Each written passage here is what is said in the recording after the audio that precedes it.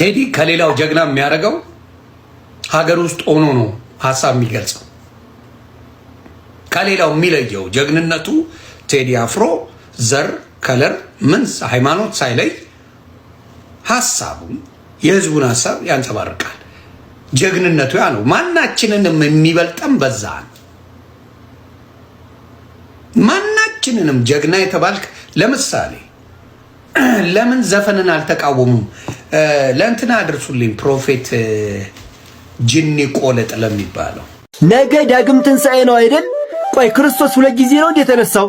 ልጆቻችሁ በጣም ጥያቄ እንደሚወዱ ታውቃላችሁ። ያሁን ዘመን ህፃናት በጣም ጥያቄ ይወዳሉ መጠየቅ እና አባዬ እማዬ ቆይ ክርስቶስ ሁለት ጊዜ ነው እንደ የተነሳው ለምንድን ነው ዳግም ትንሣኤ የምንለው ብለው ቢጠይቋችሁ ምንድነው መልሳችሁ? በደንብ አድርጋችሁ ስሙኝ። ሼር፣ ኮፒ ሊንክ፣ ላይክ፣ ሪፖስት እያደረጋችሁ ቪዲዮ ለሁሉም እንዲዳረስ አድርጉልኝ። ቤቱን ሁላችሁ ፎሎ አድርጉ። ዳግም ትንሣኤ የምንለው ስለ ሁለት ነገር ነው። የመጀመሪያው ክርስቶስ የትንሣኤ ቀን ለ10 ደቀ መዛሙርት ተገልጦላቸው ነበረ። ለ11ኛው ቶማስ ደግሞ ያን ቀን የለም ነበረ እና በሌላ ቀን ቶማስ ሲመጣ ማለት ነው 10 ደቀ መዛሙርት ለቶማስ እንዳሉት ክርስቶስን እኮ አየነው ተነስቶ ተገለጠልን አሉት። አይ ካላየውና ጎኑን ካልዳበስኩ አላምናችሁም አላቸው።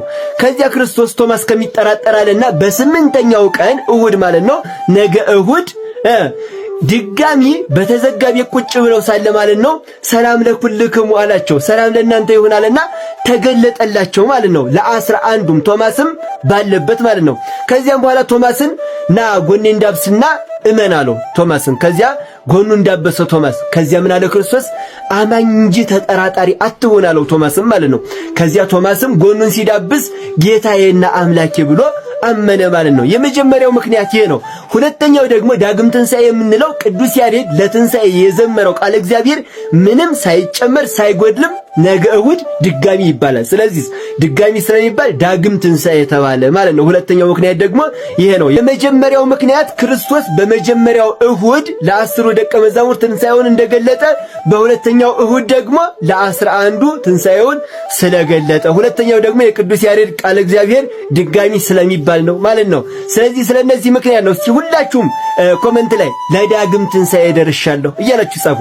ሁላችሁም ማንም ሳይጽፍ እንዳይሄድ ቪዲዮውን ሼር፣ ኮፒ ሊንክ፣ ላይክ፣ ሪፖስት እያደረጋችሁ ለብዙዎች እንዲዳረስ አድርጉት። ቤቱን ፎሎ አድርጉ። እወዳችኋለሁ። ክብር በሉልኝ። ግቢ ገብርኤል አባቴ ዘፈን ኃጢአት ነው። እውነት ነው። ይሄ ምንም ወደ መንፈሳዊ ነገር የምናጠጋጋው የምናመቻቸው ነገር አይኖርም። ዘፈን ኃጢአት እንደሆነ በገላትያ ምዕራፍ 5 ቁጥር 19 ጀምራችሁ ስታነቡ ዘፈንም ኃጢአት ነው፣ ምንፍቅናም ኃጢአት እንደሆነ ጭምር ታነባላችሁ ማለት ነው። ስለዚህ ምንም የምናመቻቸው የምናጠጋጋው ነገር የለም። ዘፈን ኃጢአት ነው ማለት ነው። ለምን ከተባለ ለእግዚአብሔር የሚቀርብ የከንፈር መስዋዕት አይደለም። ለዓለም የሚቀርብ ወይም ለሴት የሚቀርብ ለሀገር የሚቀርብ ሊሆን ይችላል። ለተለያዩ ነገሮች ሊቀርብ ይችላል ማለት ነው። መዝሙር ግን ለእግዚአብሔር መስዋዕት ሆኖ የሚቀርብ የከንፈር ፍሬ ነው ማለት ነው። ስለዚህ ልዩነቱ ይሄ ነው። ዘፈን ኃጢአት ነው።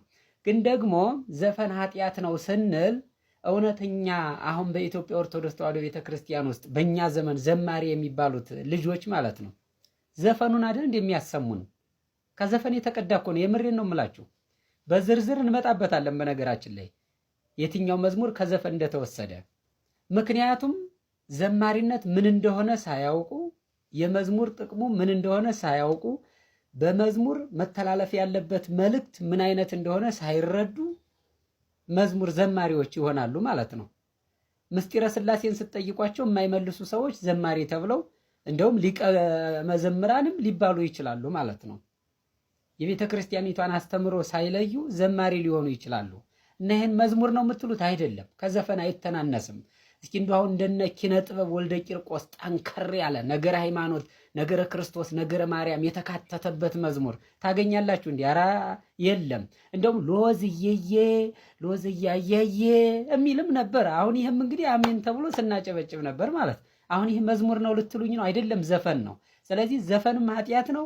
ከዘፈን ተቀድተው መዝሙር አስመስለው የሚዘመሩ ነገሮችም ኃጢአት ናቸው ማለት ነው። ከዘፈን የተወሰደ ስለሆነ ጣዕሙ ክርስትና ስለማይሸት፣ ወንጌል ስለማይሸት። መዝሙር ማለት እኮ ወንጌሉ እኮ ነው። መዝሙረ ዳዊት እኮ መዝሙር ነው አይደለ?